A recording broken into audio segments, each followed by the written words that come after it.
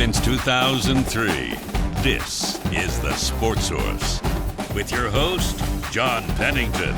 The Sports Source is presented by Junk Be Gone, Pipe Wrench, and the Garza Law Firm. The Sports Source starts now.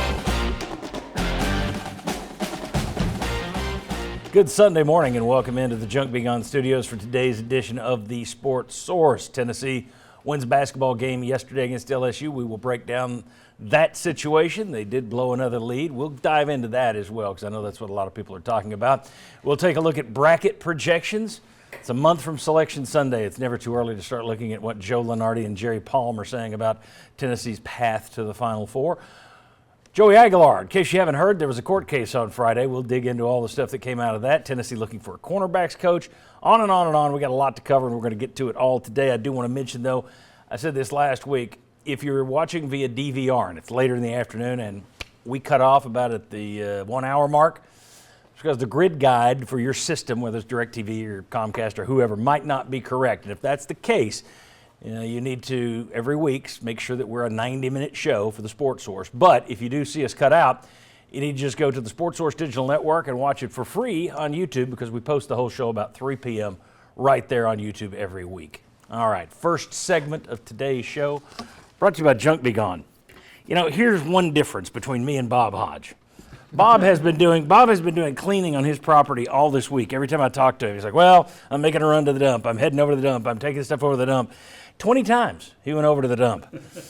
Well, me, I just call Junk Be Gone. I load up the dumpster, put in old furniture or junk equipment, whatever needs to go. They haul it away. Save time and energy. Don't be a hero like Bob. Be lazy like me, man. Let Junk Be Gone take care of it. They do a tremendous job. Mike Such and his family. Great locally owned business. JunkBegone.biz. All right, let's welcome in the first wave of panelists for the day. We have Ryan Callahan from GoVols247.com right there. We have Josh Ward, 99.1 The Sports Animal. Vince Ferrara, 99.1 The Sports Animal, in Vol baseball yesterday. Yeah. And then we have right over here Chuck Cavaliers, longtime member of this panel, this esteemed body. Thank you for being part of it. You're the esteemed part. I'm just the body. All right. We have plenty of Team Penningtons here called Junk Be Gone. That's right. Joey Aguilar had his day in court on Friday, obviously. Tennessee and Aguilar still waiting for a ruling, a verdict from the judge. You had a UT, I'll just start with this. I thought it was interesting right off the bat. You had a UT grad who is representing the NCAA who made it very clear. He's a UT guy, loves ball football, loves Joey Aguilar and all he's done. But UT doesn't need to be bending the rules to get another quarterback. Okay, right. Fine. Then the judge makes a statement about how much he appreciates Joey Aguilar wearing the orange because judges around here are elected, of course. I just thought it was amusing that you started this court case with everyone having to fall on the ground and say, don't be mad, please, we love UT. So anyway, Joey Aguilar still waiting for an answer there. Ryan, I'll start with you. And we'll just get everybody's takeaways from the hearing, things that stood out to you, or where you think it's going. If you want to go there first, we could do that. Yeah, first of all, I don't think we'll have to wait too long for a verdict in this one. It sounds like didn't want to rule from the bench, wanted to take some time to think about it. And this all could be, to a degree, maybe window dressing, right? I mean, that's the one part of this I wondered throughout the hearing. Everyone, I think a lot of Tennessee fans watched the stream of it and worried that this judge seems to be pushing back a little bit more on Joey Aguilar's attorney. Seems to be pressing him a bit more for some specific answers that he can't really provide. That doesn't look good. He admitted at one point he thinks there is damage caused to Joey Aguilar. So I wonder, is this just an effort to make it look legitimate, to make it look fair, look like he's pressing the plaintiff on this when it's really, in his mind, maybe a clear-cut decision? Well, the NCAA came out as well and said, look, we know what you did. You just came as close. You got in the court as close to Neyland Stadium as you could get, which is what all these schools are doing. There are all these players. And for the record, for those that say this isn't a precedent-setting deal, neither was the Diego Pavia ruling. It's just that since that Pavia ruling, since he got his court case, there have been at least 55 eligibility lawsuits brought like this. So while it's not precedent, it opens the door. Yeah, right. And if Joey Aguilar wins this, you're going to have a lot of people coming back saying, I've got a couple of years of JUCO that I played. I want my years back. So it is an awfully big ruling that this guy's going to have to make a decision on. Josh, your thoughts on what you saw, what you heard, et cetera? By the way, I don't fault the attorney or judge for what they said either to get things started, because we all know how passionate fans are and how reactions come. Nobody wants their house burned down. Yeah, that's right. So I thought in terms of the judge's approach, he's trying to do his job up there. The NCAA's case that, hey, there's a reason you came to Knox County to do this. Who's arguing against that? Of course they filed in Knox County for a reason. I don't know this, but I went in leaning this is going to work out for Joey, and I come out of it leaning this is going to work out for Joey and getting the injunction. Yeah, it was exhausting, honestly. Watching that thing, it reminded me why I don't follow these cases super closely. But the focus seems to be on the market value of these players in the NIL, and they didn't have exact numbers. Which is strange because in the Josh Heupel stuff they put forward, it's $2 million. You they got it pocketed as $2 million sitting there waiting for him. Yeah, they put it out right there, how much he made last year and how much he's due to make this year. So I thought that whole exchange was kind of strange. It was. Yes. It was. It seemed like an attempt to come up with a possible argument against it, as opposed to something that legitimately is going to stop them. Just to look like you're giving it a fair case. But it almost seemed like that was the focus coming out of it. That of all the 1,200 pages that he had to review and all that seemed to be the biggest unknown. And there were so many portions of it that really didn't seem all that relevant. That we're still and all that time taken up for that. I don't think it's as good of a case as the Trinidad Chambliss, which was eligibility, and the judges thought that was more cut and dry, that the NCAA Yeah, his was more fair. of a medical thing. That he deserved a medical red shirt earlier in his career and he didn't get it. People look at these cases and go, well, this guy at Montana, it's his 9th year. The guy's been hurt for years. He played 2 years. All these cases are different. Right. So you can't just say, well, he won and he lost. Blah, blah. They're all different. This is about changing the rule versus following the rule. And then Jay Billis explained it well, that the NCAA did not in that situation. I think the Aguilar case is different. So to me, I come out of it confused and coin flip at 50-50 based on what was Billis' take on this? I didn't see Billis' take. Well, he didn't speak about the Aguilar case specifically, but because how he described the Chambliss case, it really showed how different the two cases are. Buzz wouldn't want me listening to the legal advice of a Duke man anyway. What do you got? Well, I thought it would have been interesting at the very start to have a video scoreboard up there, because I think Joey would have been behind 2 scores early, the way his attorney was getting peppered. But then it seemed like it kind of leveled out, didn't it? I mean, to me, it was much more of the antitrust issue. And are you being denied the opportunity to earn a salary that's being, you're deserving to get and is competitive? What are the similar salaries for quarterbacks? The attorneys, we don't know. Is that because it's supposed to be secret? Well, I mean, they know it's $2 million. I mean, that was actually turned over to But him. I think he's wanting to know similar other people. Yeah. So is that Which the to hard me wouldn't data? make sense. Right. Is that the hard data he wants? Here's a guy that's been playing 4 years, been making $4 million a year. So we'll just have to see. They also are arguing more damages, like it impacts his ability to improve his NFL draft stock and things like that. So you just get into so many other things besides just the bits for I was surprised there was so little discussion of what actually the distinction between junior college sports and NCAA sports is. That, to me, is what this comes down to. JUCO is not an NCAA thing. Should the junior college aspect contribute to his eligibility years? So that there was hardly any Would that discussion. go down the path Diego Pavia was going down? Yeah. It's under appeal right now. Right, because we can argue the amounts of money, but nobody questions whether Joey can make a lot of money being able to play, or future quarterbacks or even athletes at the power conference level can make more money. Yeah, that's true. I just where I get lost on that is, can you not go do something else? So okay, you can't go play football, so you're not going to make money. So I guess we're going to move you in under a bridge. Here's your cardboard box. I mean, so he can't go make a team like Kurt Warner in the NFL. Nobody thinks he'll be drafted. He works his way. Of course he can. So he can't go make $1 million on Wall Street. And so I get the idea that we're just talking about this sport, but it does seem a little like Oliver Twist. Please, sir, I'm dying here. Well, it also helps confirm what we all know and recognize, that this is pay for play. It's not name, image, likeness. Your name is on the jersey. Your name is going to be on the billboard. Face is going to be on the billboard. But it's pay for play. It's not because you can make money as a junior college athlete. It's just that you don't have the same value as a junior college athlete. The NCAA made the case that if you do this, you're opening the door for somebody to play for 18 years. Yeah. Well, technically, their argument was you could go do JUCO for 2, then 4 years at NAIA, 4 years Division III, 4 years Division II, 4 years Division I. Technically, Divisions 1, 2, and 3 are all NCAA, so that wouldn't count, I wouldn't think. Right. But it's still 10 years. It's still 10 years you're opening it up for. And my problem with it is, and you and I talked on the phone about this, and I think we have a slightly different view of it. I think you look at it and think that's a legitimate, hey, JUCOs aren't part of the NCAA, why does this count? Whereas I look at it and go, it's counted for every player in the history of football for all this year until Diego Pavia. I think it's gaming the system.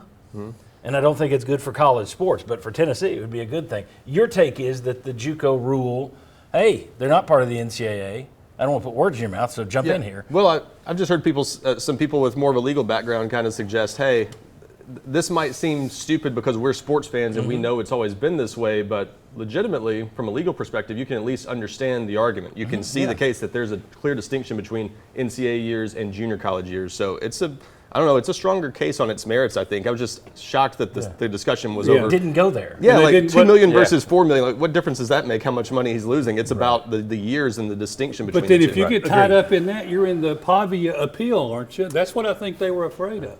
Yeah. Is that if you go down that road, I think that's why he broke off 2 weeks ago, right? Well, that to get it here. Right, and to have it here. Yeah. So, I mean, and I think one of the things I wrote down, and I took notes, was, it's an antitrust, and Pavia must show harm. That's one of the things, and I think that's the Pavia case, you mean Aguilar? Yeah, Aguilar must show Yeah. harm, and I think that's one of the things that'll come back to. Well, I mean, again, $2 million. You've cost me. I'm destitute without it. What are you doing to me? It's better than a firefighter salary. Yeah, that it is. The interesting thing here is whoever loses this case is going to appeal. You know, the NCAA will appeal because this is going to change. They've got 2 rules in their rule book left. Everything else been ripped out and burned. So you know they're going to fight for this because there has to be some eligibility rules in their opinion. If Aguilar loses, he's got $2 million on it, maybe more, so you know he's going to sit there and appeal it. The question is, could you get an appeal done by the time the season starts, which is what happened with the Pavia thing. He won his injunction last year. They've appealed. The appeal was still sitting out there. Right. It's still going. So while it's not technically over, even if you win this thing, it is a good step in the right direction for Aguilar if they win. Right. So, all right, very good. When we come back, let's talk Vol basketball. We got a couple of basketball guys in here. Let's mix up our panel, bring in those guys. We're going to talk about Tennessee beating LSU last night. We got brackets to look at down the road. We got Cornerbacks coach to talk about Tennessee. Much more to come on the Sports Source. Stick around. Welcome back to the Sports Source. This segment brought to you by A.G. Hines Company. Man, their products are so good. Their prices are so good. The service is so good that even the competitors voted them Supplier of the Year. That's by the Associated General Contractors here in the Knoxville region. That's their peers. That's more than 250 members named A.G. Hines Company as Supplier of the Year. If you need building materials, if you need tools, if you need the advice that goes along with those building materials and tools, they got 105 years of experience to talk about it. aghines.com to learn more. A.G. Hines Company, just a stone's throw from the Sun Sphere down on downtown Knoxville near the World's Fair Park. A.G. Hines Company. All right, let's welcome in the next 2 members of our panel right here. Buzz Peterson, of course, you know him, former Vol head coach, former North Carolina basketball player, former NBA executive. I'm wearing your Charlotte Hornets colors today. Buzz, thank you for being here. Thank you. Right over there, Mark Pankratz, fresh back from a Super Bowl. That's I didn't like the way it turned out, but I hope that was a good trip. Mark, of course, former Tennessee assistant, former D1 basketball player at Milwaukee. Thank you for being here. Thanks for having me. And did I cut you off on your Super Bowl? No, it was awesome. It was a great time. Yeah, as a longtime Patriots fan, I'm so happy for you. No. Let's talk about Tennessee and LSU. Double-digit first-half lead again. Watched it disappear, but the Vols held on. And you got some third-party scoring last night from J.P. Estrella right when you needed it. Just your overall observations of the game. I'll start with you, Mark. Thoughts on the Tennessee win, 73-63 over LSU? I thought that was an identity win. We dominated points in the paint. Again, offensive rebounds have been our calling card all year. We're getting to the free throw line. Nate making 10 out of 11. But you mentioned where I was going to start with JP. I think for us to have the season that we're capable of having, I think JP's got to be your third scorer. We've said that early on. It seems though like he's starting to play with a little bit more toughness. Barnes continue to talk about his defensive tendencies got to be locked in defensively, so he'll trust them to be out there longer. But JP stepping up amongst some other bench guys was a big difference last night. Vince? Yeah, it's really them turning things around has coincided with JP Estrella in the starting lineup. And if there was going to be a third scorer, it needed to be someone in the post. And he is the best candidate for it because of what he gives you on both ends and his toughness.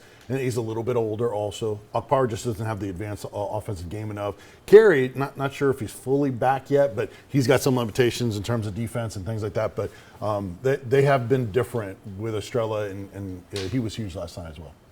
Well, I was going to say the difference between JP is when you got guys that aren't shooting the ball, and Ethan knocked down a couple shots last night, but they can sink on Carey, right? They can come double because they don't have to worry about getting out on a three-point shooter. Mm-hmm. And Akbar's best is setting ball screens and rolling, and you're throwing at the alley-oops. Right. But people are now gapping us defensively where they're sitting in the paint, hitting the cutter, so the alley-oops aren't there as much, again, because we're not as of a threat from shooting the ball from the perimeter. Now, we're shooting better, but I do think JP being able to have a versatility offensively is a difference. Buzz, your thoughts on where this Tennessee team is?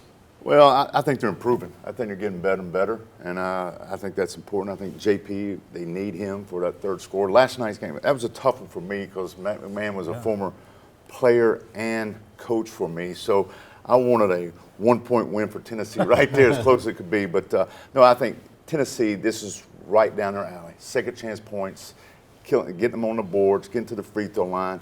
And then, a kid like Ethan Berg coming in and hitting some shots like Mark said. But it's like Tennessee's got 3 or 4 of those guys that can come in and knock down shots and play pretty good defense. I saw Berg earlier in the year in practices. I always felt like he was a good defender. I felt like he needed to be in a little better shape and be more coachable, which I think he's accepted now. Well, and got 18 minutes, and I'm sitting there last night thinking, wow, that's the most he's played in SEC play. And then after the game, he reveals that his mom made a surprise visit. And you got to think that Rick Barnes said, if your mom's coming all this way, he hadn't seen his mother in 7 months, so he gave him 18 minutes last night. That helps. And, you won the game, so you could afford to do it. But, I don't know whether Rick Barnes would admit that's why he did it or not. I think that's awfully coincidental if that's not why he did it. But just another reason you've got a good guy as a coach over there, I thought. Yeah. Overall, you start to lose the lead a little bit. You play with your defense. You had JP Estrella after the game talked about, we threw a little 2-3 at him a little bit. You also, Gillespie came through for you at the right time. So it looked like we have seen that with Mississippi State and LSU both this week, and we're going to talk about leads and blowing leads in the next segment.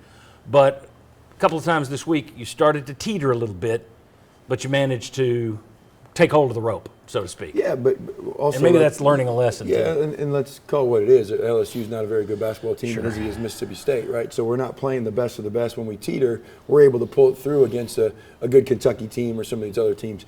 The other thing that I look at is offensively, every team across the country has lulls in their offense. We kind of see with our orange colored glasses that we always have a 4 or 5 minute lull where we don't score. But teams in their zone defense, and if they get back and they can gap us and make us play in the half court, we can struggle to score in the half court setting. And that puts a ton of pressure on our defense. And without the depth, Jacoby doesn't have the stamina to be able to play full minutes and be able to guard ball screen defense. It's also interesting how this team, the first half of the season or the first 2 or 3 months, you're looking at Jacoby Gillespie and you're waiting for Ament to come in. Now that's kind of flipped to where it feels like this is more Nate Ament's team, or Ament. I say it differently every time I go. And then Gillespie has kind of become the B player in a lot of ways to me. It looks like as Ament goes, this team goes. And I would love Fair to hear or no? coaches talk on it, but I think it's still got to be. I remember when we had a Tobias Harris or Scotty Hobson. You have these young, high-level freshmen. In my opinion, ways teams still succeed at a high level is where those older guys still own the team. They own the culture, they own the toughness, they own the accountability and the preparation, but they empower Ament to be the best scorer. Like Jalen and Jacoby, those guys got to play those roles and have that foundation and empower Ament to lead from that scoring position. 2 months ago, though, I didn't feel like if Ament doesn't play well, you're going to lose. It was like, well, maybe Gillespie can pick him up and carry him. And it now feels the other way. It seems to me, and maybe I'm wrong. Maybe you guys disagree with that. No. Your thoughts on Nate Ament and the way things are going with him, because certainly the last month has been an incredible uptick. Yeah, he's taken a beating. Teams are going after him hard. They're trying to be physical with him and everything. And teams are probably going to start looking at stats a little bit and say, okay, don't let him get the dribble, the back end. Let him shoot that three. If he hits a couple, then we'll get on and everything. But he's done a good job of taking the beat and getting in. He's really good when he gets that mid-range where he can get in there and get over people with that shot because he's got such good size. But he's got a lot what the NBA people like. He's got that length and he's got those perimeter skills and can knock down some shots. Well, in Australia, after the game, he was on the SEC Network, and he talked about the fact that you can see him becoming more and more physical every week. Yeah, and scoring through contact, which is what Rick Barnes has wanted for a while. And look, last night I thought the game really changed when LSU's bigs got into foul trouble and they picked up 4 fouls, really close period of time. But I think part of that is Tennessee was willing and able to go inside and get their guys in foul trouble, including Nate Amon, who draws a ton of fouls. Yes. So that's a recipe to success against teams in the future is get important bigs in foul trouble because you're not afraid to go inside, whether it's in drives or passing into the post. You talk about 350 colleges, about 350 teams. All the players on all those teams. Ahmed is top 50 in the nation in terms of drawing fouls. So when you say he draws a lot of fouls, he draws a lot of fouls. So that's a positive. All right. When we come back, I mentioned Tennessee lost their lead yesterday, and they lost the lead against Mississippi State. They lost the lead against Kentucky both times they played. And I read a story this week in the Sentinel that was blown leads have become the story of the season for Tennessee. I'm going to tell you the truth about that next. Why you shouldn't panic. Why it's not that big of a deal. Come on back, we'll explain it.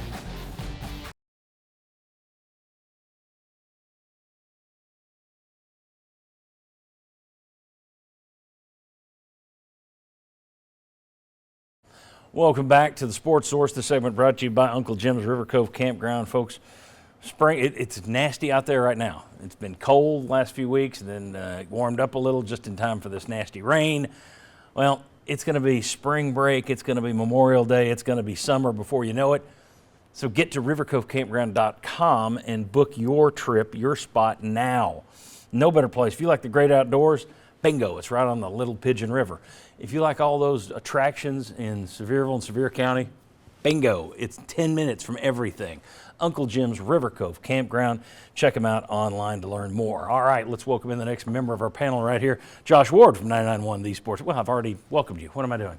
I don't need to welcome you again. I'm always happy to be welcomed back. Yeah, that's right. Welcome back to Josh Ward. You were so good in that first segment. My kids will not be as welcoming when I get back. I have a note here. See, Isaiah Victor was supposed to be with us today, and he couldn't make it due to he's driving over in the middle state, and it's rainy and nasty, so he couldn't make it. And I have a note here, introduce next member of the panel. So if it's here, it's kind of like, I don't want to say anything about San Diego, but it's kind of Anchorman. I got to be careful. All right. It's also the only time I'll ever be compared in any way to Isaiah Victor. So I'll take that too. Yeah. All right, we got a poll question for you. Let's go ahead and put that thing up.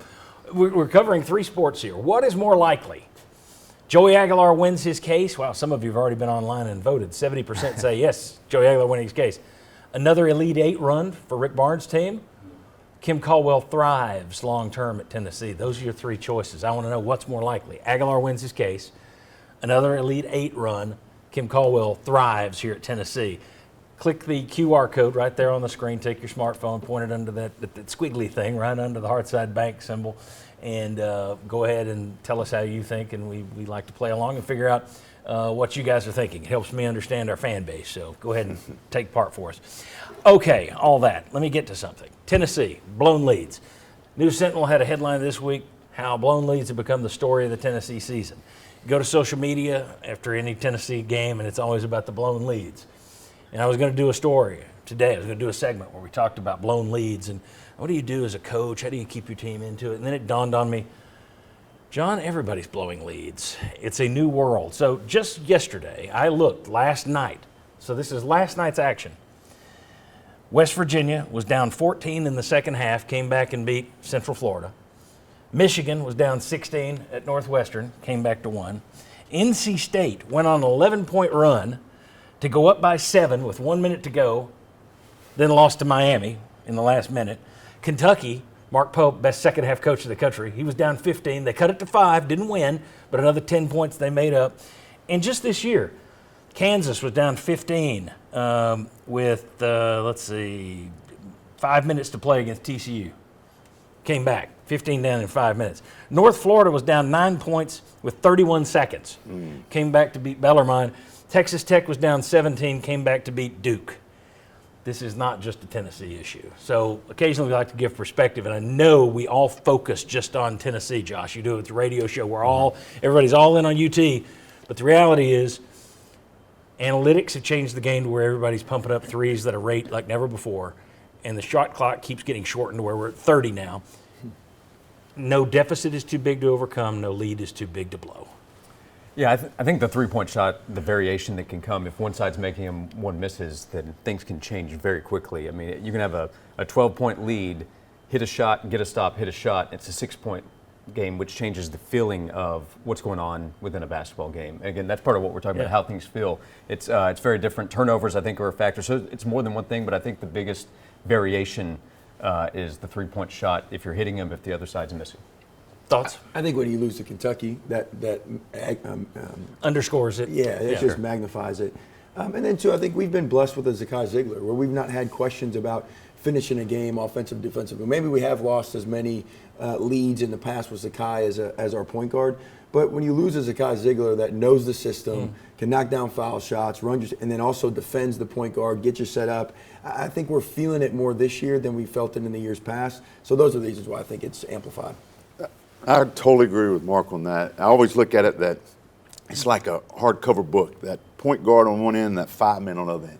If they're pretty solid players for you, a lot of times that doesn't happen. And I've been in it. I've been in games where you get way behind or you're trying to catch up.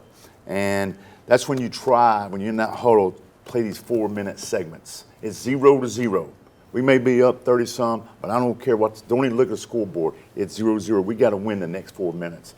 Because a lot of times, these players are human beings, and they're going to relax. Yeah. You, as a coach, you may throw another person in there that you don't play as much. The team starts playing a zone. You start relaxing. A lot of things can happen. And with the three-point shot, boy, you're never out of the ball game. Well, I think the analytics thing is Steph Curry changed it. It's Steph Curry changed it. It's Steph Curry. I mean, and you have a once-in-a-lifetime player who can shoot it from the half-court line, and then everybody looked at it and said, oh, we need to just shoot 500 of these things a game, and the math people said, yes, it's worth more if you shoot this many. And that's kind of changed all this, I think, to where it is a different day and age in terms of, well, I never saw somebody come back like that.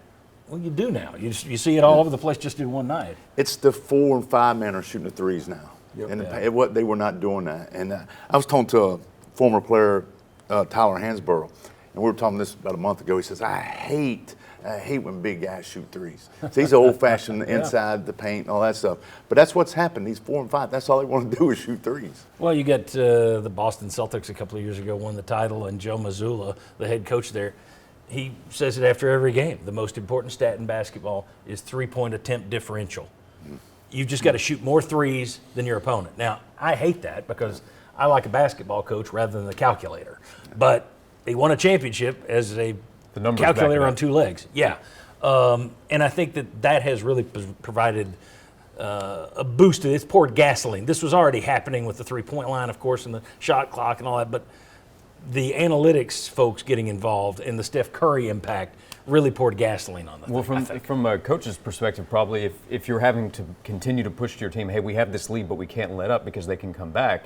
Well, if you're on the other end of it, you can continue to preach, hey, we're down by this number, but these next 4 minutes, if we can make a run here, we're back in the game. So on the other side, the losing side, you know that you have the ability to make a run. Well, a 6-point lead can change in 5 seconds. Quickly. I mean, literally. I think with Tennessee, we're not wired to shoot a bunch of threes, to be able to come back. I think we have to know what our brand of basketball is, and if we're down, we got to get to the free throw line and score while the clock stops.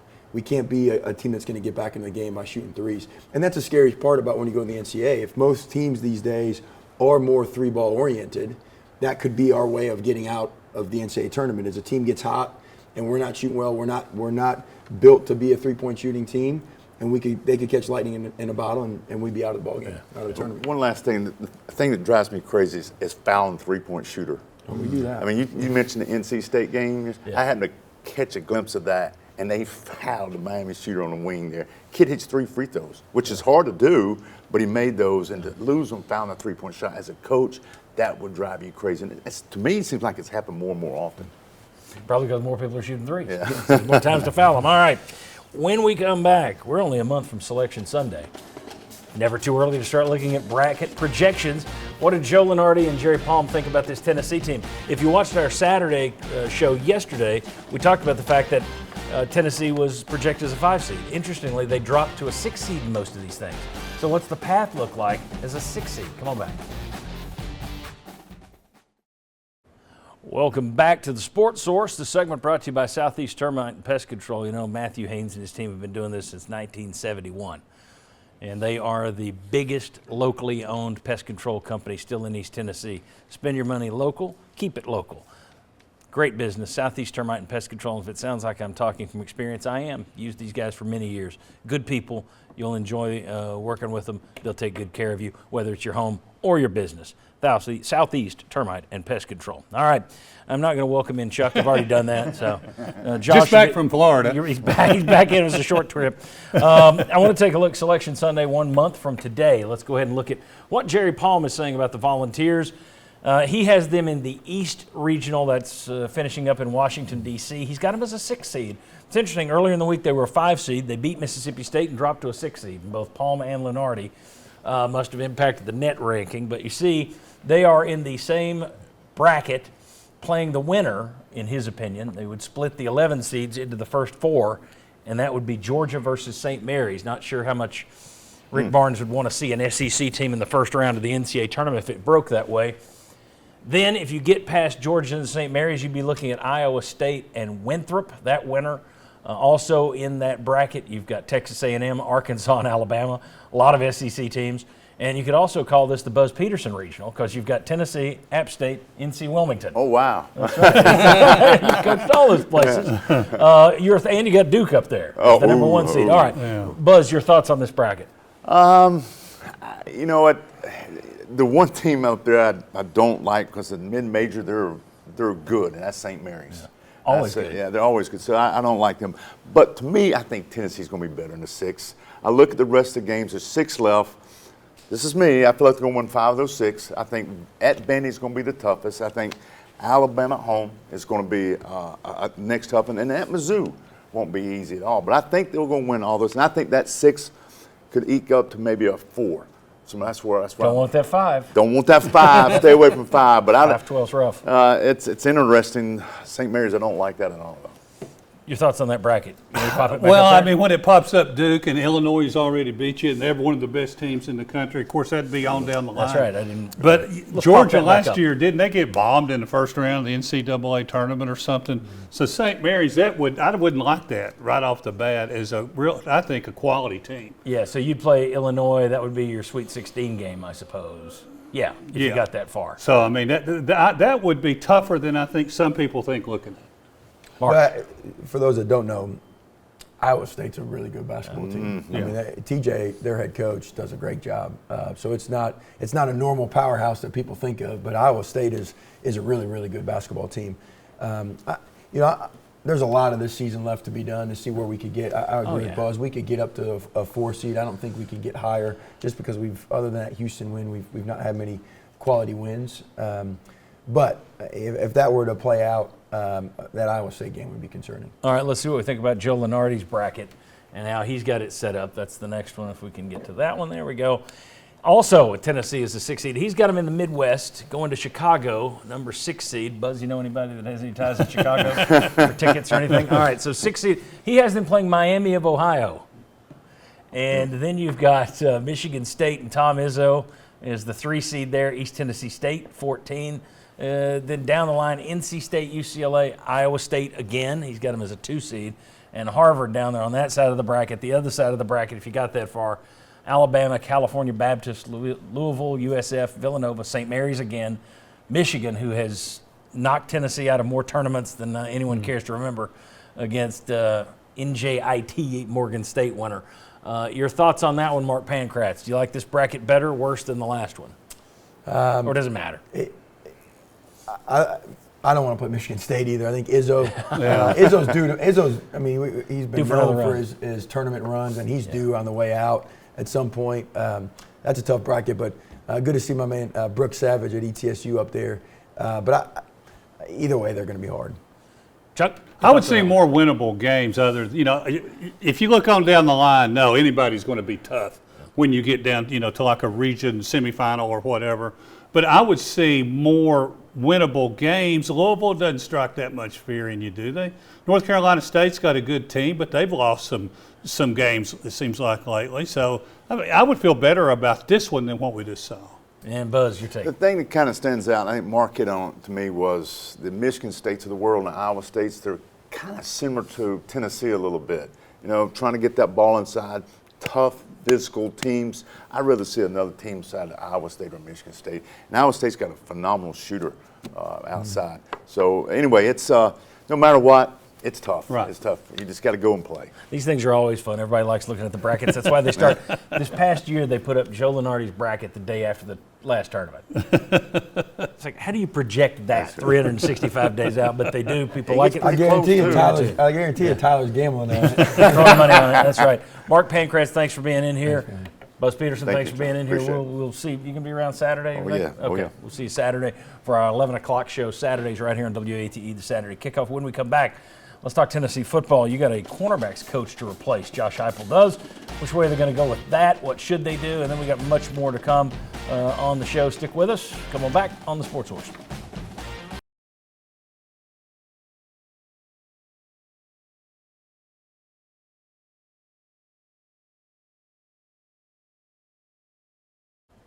Welcome back to the Sports Source. This segment brought to you by Madisonville Marine. The Downtown Knoxville Boat Show is coming up here in Knoxville between February 26th and March 1st. They're going to have special deals celebrating their 50th anniversary, of course. And they're also the new dealer around here for sea hunt boats. There's a million reasons to get down to Madisonville Marine. Main one, well, there's no better place to buy a boat. madmarine.com to learn more. All right, let's remind folks of the poll if we can. Okay, it's dropped a little bit, or has it? Yep, it's dropped. Joey Aguilar wins his case, still leads, and then it's kind of a tie there between another Elite Eight, Kim Caldwell's thriving at Tennessee, and let's see, go back and forth. Let's see you keep playing. I want to know how this one shapes up. Very interesting. Okay, they're not as confident in the Aguilar win as it seemed our panel was to begin More this people thing. believing in this men's basketball team than I would have expected. Okay. Your explanation of runs happen with everybody in basketball these days. Happens right there. Yep. There you go. Okay. And we don't even have a shot clock. As we discussed on the Sports Source Saturday kickoff yesterday at 11 a.m. right here on WAT6, new Tennessee cornerbacks coach Michael Hunter is now new LA Rams assistant defensive backs coach Michael Hunter. Tennessee has a hole to fill there. Josh Heupel and Jim Knowles thought they had a guy 5 weeks ago. Now they're back at it. Question would be, do they go searching? It seems that the initial idea was let's go grab somebody who has experience with Jim Knowles, looking for somebody who can help install his defense a little quickly. They brought in 3 assistants. 2 of them had that. Well, 3 of them had that. Now one of those is gone. So you could go and find another person with Jim Knowles' ties. There was a defensive backs coach at Virginia Tech who was also a recruiting coordinator up there. He worked with Jim Knowles at Duke years ago. Don't know if that's where they were going. He was not retained by James Franklin when he took over Virginia Tech. So you could go get someone, him or someone else who has ties to Knowles.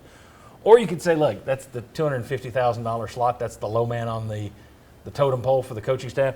Let's just go get a grinder, young guy who will be a hard hitter on the recruiting trail.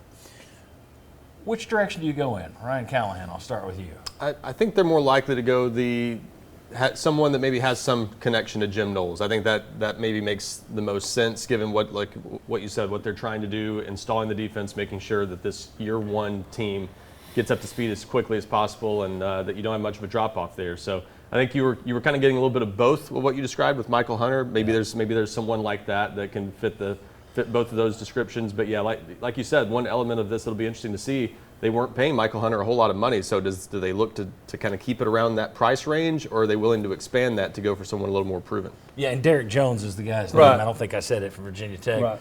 But that's a guy who's coached some really good DBs who wound up in the NFL. That's a guy who, as I said, was at least defensive recruiting coordinator. I think they had an offensive and defensive. Going to be more than $250,000 to go get Derek Jones. Your thoughts on what Tennessee will do or where they should go? Do you have an opinion on that? Well, I would make the preference coaching alignment on the field. If so much has been made of, okay, year one, trying to get the players up to speed as quickly as possible, part of that is the staff, and Jim Knowles has even made reference to having your guys in place. So I would think that is a priority. If that can't be done, then finding somebody that can recruit at a high level I think is the next talking point. You still want a good coach in the field, but you can't overlook the impact they were hoping Hunter could have on recruiting too. But I think the last thing you want is a coach having to coach a coach, right?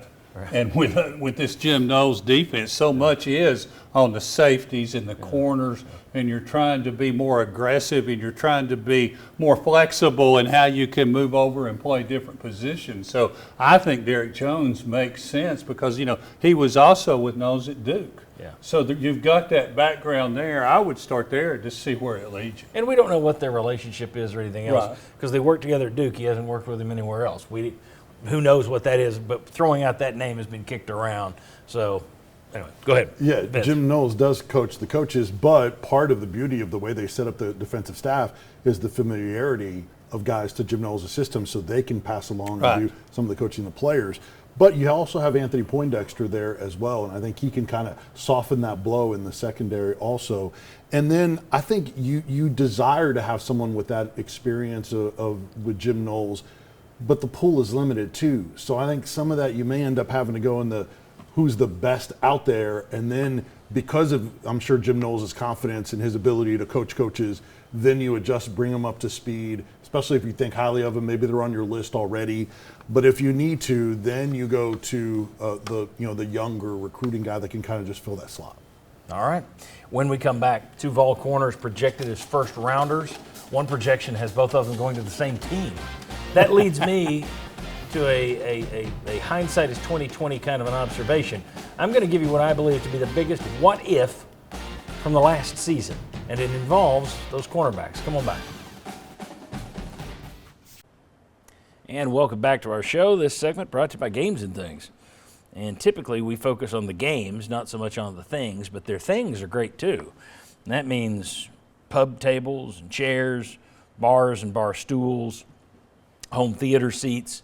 If you're looking for furniture in your entertainment room, that's the place to go, Games and Things. It's not just the pool tables, it's not just the dartboards, it's not just the arcade. Oh wait, you got all that stuff, don't you? Games and Things. Whether you're there for the things or the games, they got it all because life should be fun. OurGameRoom.com to learn more. Scott and Lisa Mellon do a tremendous job. Okay, more and more NFL draft projections are coming out, and they all seem to have Jermod McCoy as the first man off the board for the Vols in the first round, and then Colton Hood following up shortly after. One projection even had the LA Rams taking both of them and pairing them up in the NFL. And that's what got me thinking, it's hard to top the what if Nico hadn't left last year. We don't know what he would have been in a second year in this system, a system that Josh Heupel specifically tweaked thinking that he's going to be here. Now we can look at it and we got an idea that we know what Aguilar did. I don't know that Nico could have done that. So looking at this, I'm sitting there now thinking maybe the biggest what if, you had the 15th rated out of 16 SEC pass defense last year. 15th out of 16. If you had Jermod McCoy healthy, Colton Hood, Ricky Gibson healthy, those are 3 really good corners. And then Ty Redmond is your 4th guy who wound up being all SEC, freshman, made freshman All-American team. Really good. If you had that as your cornerback room, Tennessee doesn't finish 15th in pass defense. Tim Banks and Willie Martinez may still be here. Am I right that the biggest what if is no longer Nico staying, but what if all these top-rated corners have been able to play together? Am I right or wrong? I totally agree with you, 100%. Because if you think about it, you're like, all right, how are they going to get all those corners on the field? I think Colton Hood, I've heard scouts tell me that Colton Hood projects more as a star in the NFL. So guess who would be your star in that scenario? Yeah. With Gibson and McCoy as your outside corners. Now you've upgraded 3 positions. And then Ty Redmond you can kind of mix in as well. So there's just so much room for upgrade. I do think Banks, Martinez, I don't think you see the change on the defensive the side. Season before, we saw how important the corners were to that defense, right? And even Will Brooks and having Thomas back there and you had really an all-star kind of all-SEC looking secondary. And then you lost that. And I think those guys were like erasers and game changers. You think about the plays they made, McCoy, the interception against Alabama. Losing that, I think, changed the trajectory of the whole season. So bigger what if Nico or the cornerbacks? Oh, You're yeah, going I cornerbacks? think it's bigger than the Cornerbacks, cornerbacks. And plus, you were Because so- Joey played well enough to overcome that. You were so young on the defensive line, they could have helped you compensate for some of that. Yeah. So I was thinking I was going to be mocked and ridiculed here. Who disagrees with me? Well, not for Won't this. one of you mock me and ridicule me and say that Nico is still the biggest what if? Walk Or you away, may Ryan. or you may have another one. As much as I would love to, I can't really push back. No, I think you have to go with the cornerbacks because that is, such a collection of talent. And Tennessee hasn't had that at that position in a long time. Now, the flip side of that is we're not talking about Colton Hood being a first-round pick if it plays out that way. Right. So we wouldn't have known. But he still would have had talent. But you would have had, absolutely would have had a lot of talent there. And I'll tell you now, Vince, in response to your point, Tennessee's plan was to kind of have Colton Hood play outside and inside. So I think he would have been the third corner, would have spelled Jalen McMurray at the star position some. So look at what kind of depth you would have had there. On the flip side, going into this year, it might have been a worse situation in some ways because you would have had no experience for Ty Redmond or much less experience for him. So you'd be breaking in some of those guys, a little bit more. But if Ricky Gibson had played, you wonder though if he would have transferred this yeuld you have had Gibson back? He would have gone pro, I think. Well, I think he would have had a good chance of going pro himself. Yeah. So Good point. And to lose him on the 19th play in the season opener or whatever it was against Syracuse. Yeah. Josh, you're going to be the one man who puts up a fight? Well, you might just slap the bucket of cold water out of my hand. Would Hood so McCoy, does he just not suffer the torn ACL in this scenario? Yeah, in this scenario, I'm just saying, if all these guys had been there, sure. Right. You've got two guys who are projected first round. Ricky Gibson, we know, is really good. If you'd had those guys and Ty Redmond as your fourth guy, we'll say. Yeah. All right. I think that's the biggest what if. Yeah, because one thing I wonder, does Hood definitely come here? Because he came in the spring, correct? Yes. So we knew Tennessee needed a corner because of McCoy's absence, and Tennessee was more attractive because he wasn't going to play. True, but they didn't think he was going to be missing the whole season. No. I mean, Hood came here knowing that McCoy That's right. was going to come back at some point, thinking he was going to come back. Yeah. Nice try, Josh. So the only other one I would throw in there, I don't think this outranks the cornerback conversation, is if they don't let Jacoby Thomas leave because the need at safety was so great. Jacoby Thomas helps Miami get to the national championship game as in the NFL combo. From the secondary, I think it all changed with the missed field goal against Georgia.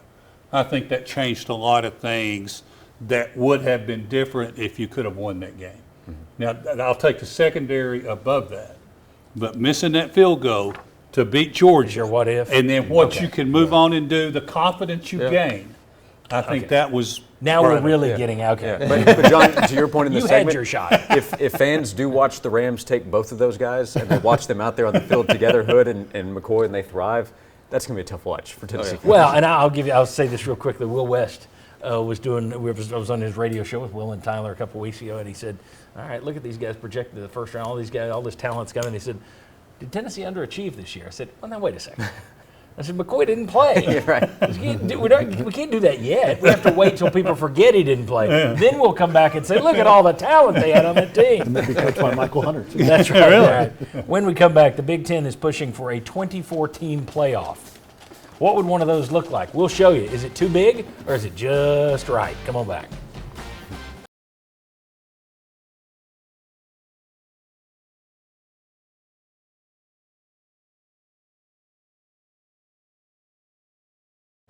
Welcome back to the Sports Source. This segment brought to you by Rusty Wallace Kia of Knoxville on Callahan Drive. I have bought 5 straight vehicles from Jake Bull and his team on Callahan Drive. 4 Sorrentos and a Telluride. Loved every one of them. Get down there because Jake and his team will beat any deal on a new Kia made by anyone, anywhere. That's an unbelievable promise, and they'll live up to it.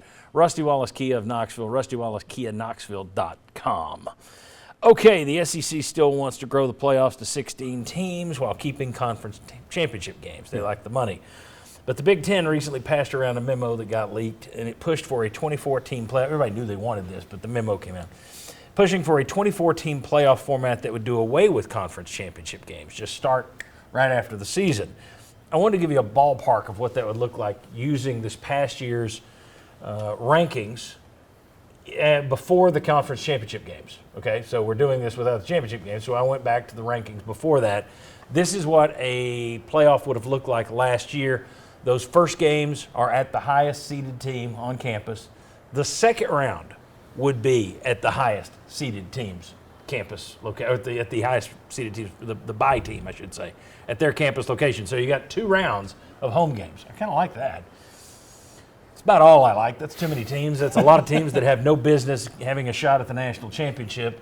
It's a short 12-game season. I'm sorry, if you're 8-4, you don't deserve to be in the field, in my opinion. Gentlemen, your thoughts. Am I right or wrong on that? Do you guys like this? Is it too big? Is it kind of fun? Is it good TV? What are you thinking? Anyone, jump in. Well, it is too big in terms of 24 teams in a college football playoff. I agree with everything you said to your point of the regular season. If you can't get it done in 12 games to be there, you shouldn't be in a 24-team playoff. The one thing that I do like about it is I've grown tired of the annual conversation of do the championship games matter? Right. The Duke conversation this year with the ACC title game, with all due respect to them. That's a pretty brutal week itself, I think. So that's actually a pretty good explanation of, well, we get rid of the conference championship games. You do have these extra games, but nobody would debate whether the games matter like we do now with the conference championship weekend in college football. Agreed. I don't like the conference championship game. So if they nuked those, I'm fine with it. Or duked those. That's the one aspect of this I do like is because we are discussing whether they should even still play the conference championship games. If they do play them, no one's going to care. So might as well play some playoff games instead. And I love the 2 rounds on campus, but I don't love. I think it's outweighed by the watering down of the regular season. The fact that you'd have 8-4 teams making the field probably with the 24-team playoff.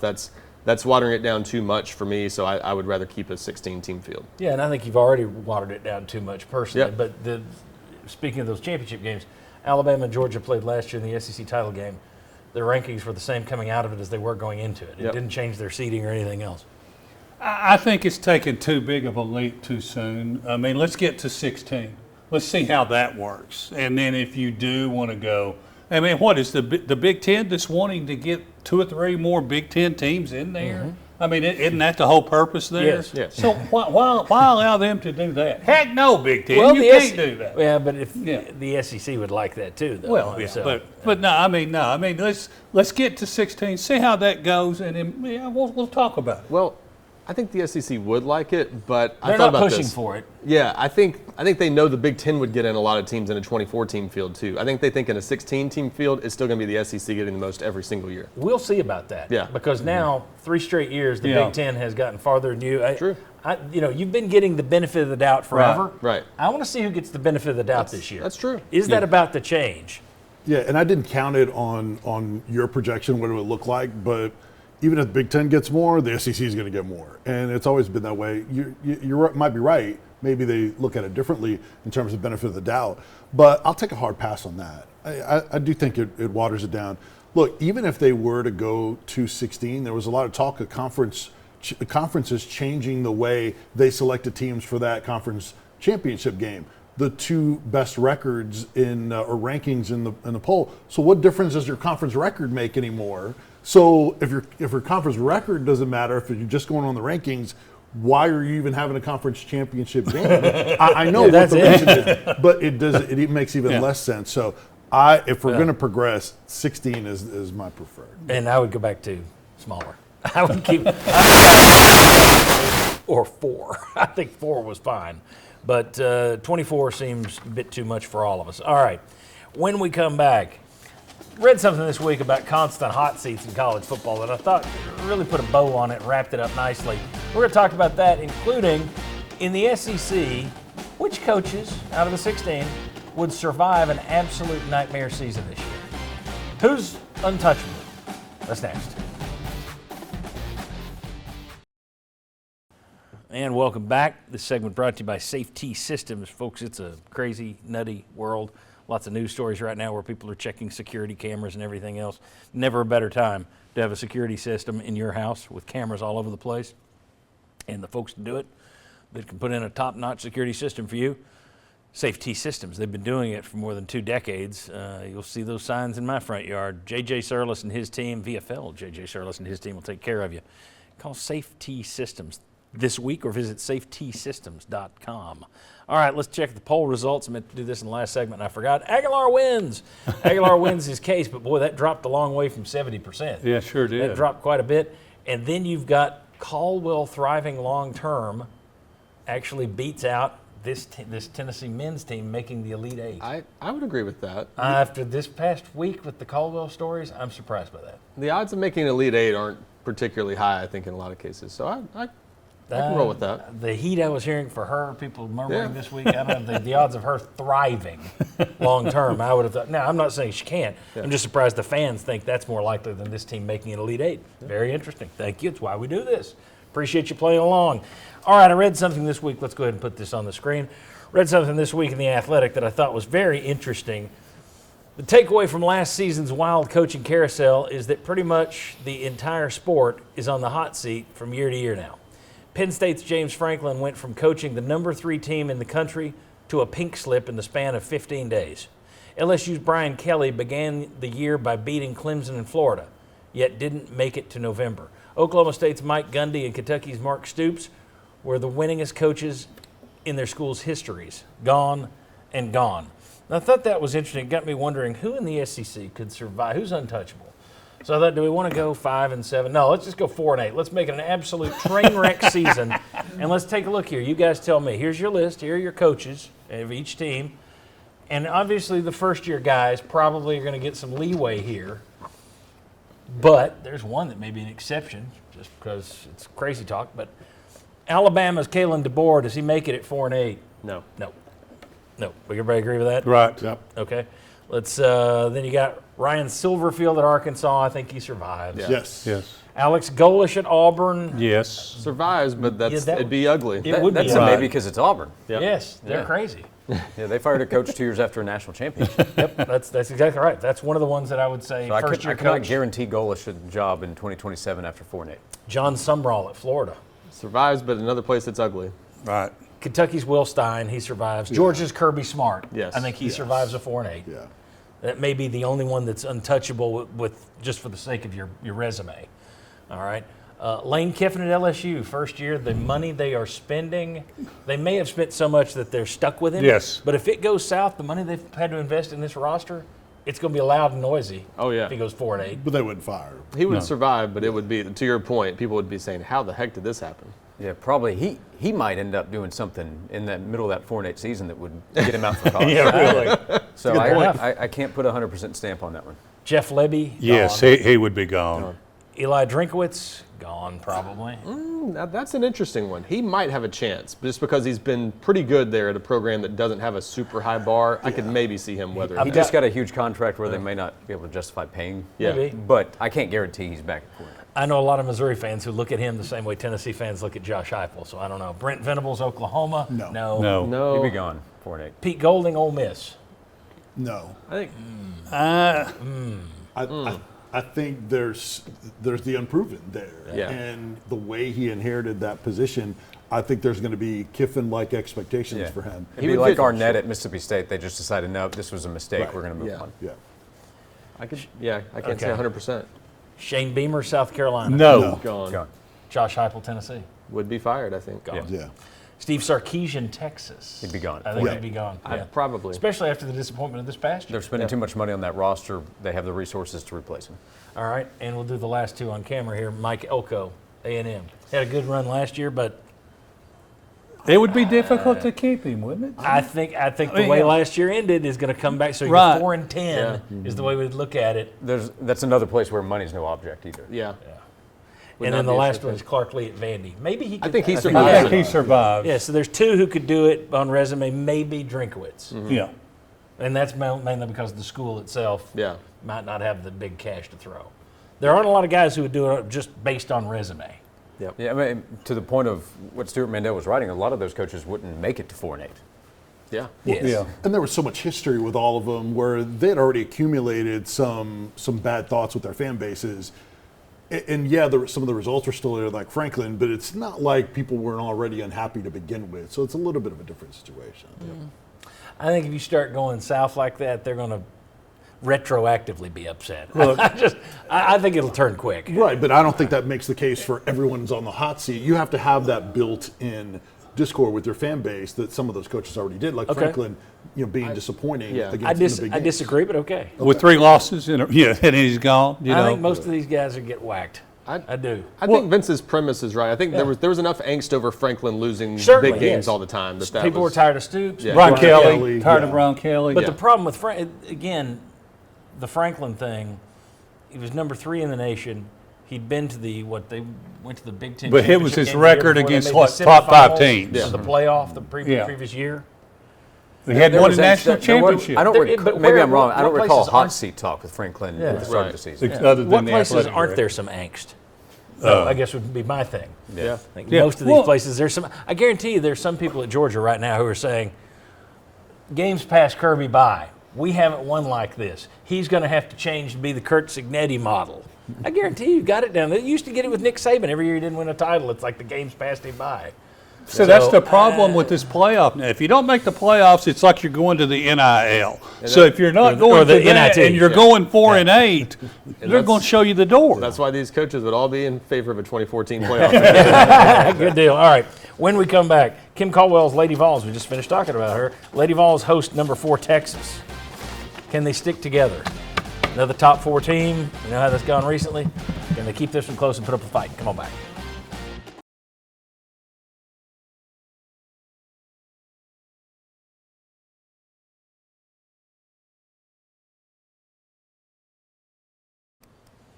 Welcome back to the Sports Horse. I was expecting something there. You caught me off guard. Welcome back. We're just kind of relaxing. Yeah.